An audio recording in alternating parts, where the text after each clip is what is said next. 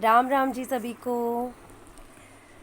एक कर्मों के आधार पर स्टोरी आप सबके सामने शेयर करने जा रही हूँ कि कर्मों से ही मिलता है स्वर्ग या नर्क। एक बार एक शिष्य को समझ ही नहीं आ रहा था कि स्वर्ग या नर्क मृत्यु के बाद प्राप्त होते हैं या जीते जी ही प्राप्त हो जाते हैं। इस प्रश्न के जवाब में गुरुजी अपने शिष्य को एक शिकारी के पास ले गए और शिकारी उस वक्त पक्षियों को मार रहा था और उन्हें कुछ पक्षियों को काटने की तैयारी में था।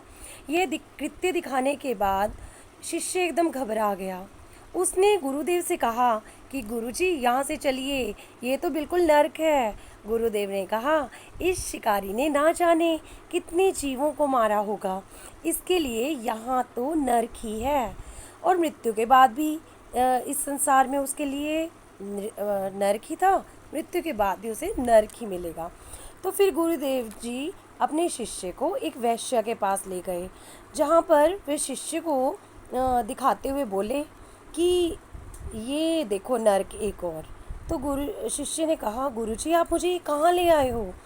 गुरुदेव जी बोले, यहाँ के वैभव को देखो, मनुष्य किस किस प्रकार से अपना शरीर को बेच रहा है, चरित्र को बेच रहा है, अपने शील को बेच रहा है। इसके लिए संसार स्वर्ग की तरह बेशक हो, पर अंत में ये नर्क के समान है, क्योंकि जो सुंदरता है, सौंदर्य थोड़े दिनों के बाद नष्ट हो जाएगा। इसके लिए संसार भी नर्क है और मृत्यु के बाद भी नर्क है। इसके बाद गुरु शिष्य एक गृहस्थ आश्रम में पहुँचे। वहाँ पर उसने गृहस्थ परिसर में नेक और ईमानदार व्यक्ति को देखा। गुरुदेव ने कहा, यही वो व्यक्ति है जिसके लिए जीवित रहते हुए पृथ्वी तो स्वर्ग है ही और मृत्यु के बाद भी उसे स्वर्ग ही प्राप्त होगा। शिष्य को अच्छी तरह समझ आ गया था कि स्वर्ग और नर्क अपने कर्मों का ही फल है। वह संसार में रहते हुए हमें भुगतना ही पड़ता है, तो कर्मों के आधार पर ही मनुष्य को स्वर्ग और नर्क की प्राप्ति होती है, जीते जी भी और मृत्यु के बाद भी। धन्यवाद।